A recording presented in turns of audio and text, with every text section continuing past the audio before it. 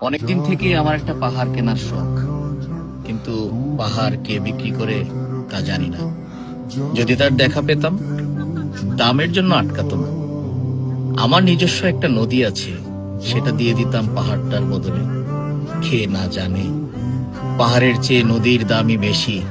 পাহাড় স্থানু, নদী বহমান। তবুও আমি নদীর বদলে পাহাড়টাই কিনতাম, কারণ আমি ঠকতে চাই।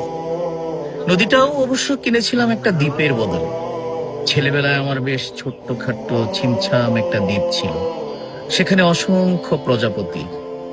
শৈশবে দ্বীপটি ছিল আমার বড় প্রিয়। আমার যৌবনে দ্বীপটি আমার কাছে মাপে ছোট লাগে। প্রবহমান ছিপছিপে তন্নি নদীটি বেশ পছন্দ হলো আমার।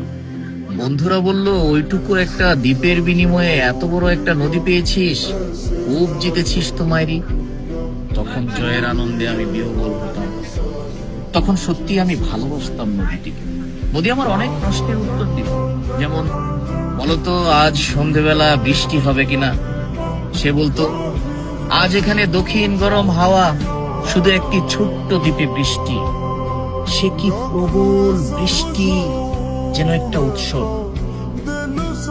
আমি সেই দ্বীপে আর যেতে পারি না। সে জানতো, সবাই জানে, শৈশবে আর ফেরা যায় না। এখন আমি একটা পাহাড় কিনতে চাই।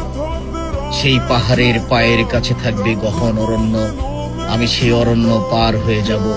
তারপর শুধু রুক্ষ কঠিন পাহাড়, একেবারে চূড়ায়, মাথার খুব কাছে আকাশ, নিচে বিপুলা পৃথিবী, চরাচরের তীব্র নির্জনতা। আমার কণ্ঠস্বর সেখানে কেউ শুনতে পাবে না। আমি ঈশ্বর মানি না তিনি আমার মাথার কাছে ঝুঁকে দাঁড়াবেন না। আমি শুধু 10 দিককে উদ্দেশ্য করে বলবো, প্রত্যেক মানুষই অহংকারী। এখানে আমি একা। এখানে আমার কোনো অহংকার নেই। এখানে জয়ী হবার বদলে ক্ষমা চাইতে ভালো লাগে। হে 10 দিক, আমি কোনো দোষ করিনি, আমাকে ক্ষমা